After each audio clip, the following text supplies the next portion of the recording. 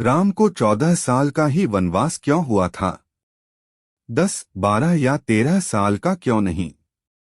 हिंदू धर्म ग्रंथ रामायण के अनुसार कैकेयी की जिद की वजह से श्री राम को वनवास हुआ था और ये तो हम सभी जानते हैं कि राम को 14 साल का वनवास हुआ था। श्री राम के साथ उनकी पत्नी सीता और लक्ष्मण भी वनवास चले गए थे। वनवास काल में ही श्री राम ने कई असुरों का वध किया और अंत में रावण का वध करने के पश्चात हुए अयोध्या लौट आए। इस वनवास के बाद जब वह अयोध्या आए तो अयोध्यावासियों ने घी के दिए जलाकर उनका स्वागत किया। इसी के बाद से इस दिन को दिवाली के त्योहार के रूप पर मनाया जाने लगा। मगर क्या कभी आपने सोचा है कि श्री राम को 14 साल का ही वनवास क्यों हुआ? 10, 12 या 13 साल का क्यों नहीं? तो आइए आज की इस वीडियो में हम यही जानते हैं। कैकेयी ने मांगा था 14 साल का वनवास। वाल्मीकि जी की रामायण के अनुसार कैकेयी के हठ के कारण श्री राम को वनवास हुआ था। कैकेयी ने दासी मंथरा के बहकावे में आकर राजा दशरथ से अपने बेटे भरत के लिए राजगद्दी तथा श्री राम को 14 वर्ष वनवास देने का वचन मांग लिया।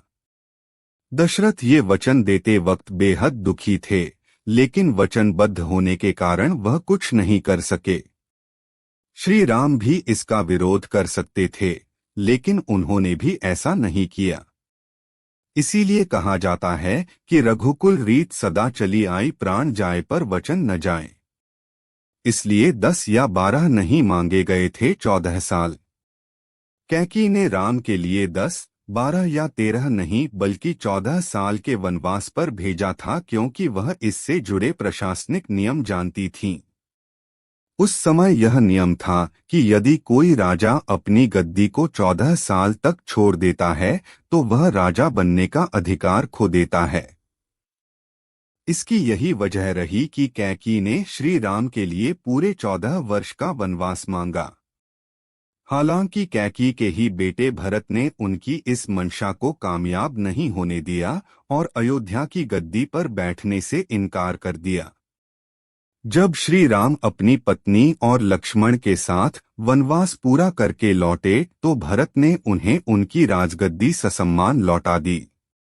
महाभारत काल में भी 13 साल का नियम था कि अगर कोई राजा 13 साल के लिए अपना राजकाज छोड़ देता है तो उसका शासन करने का अधिकार खत्म हो जाता है। इसी नियम के कारण दुर्योधन ने पांडवों के लिए 12 वर्ष वनवास और 1 वर्ष अज्ञातवास की शर्त रखी थी।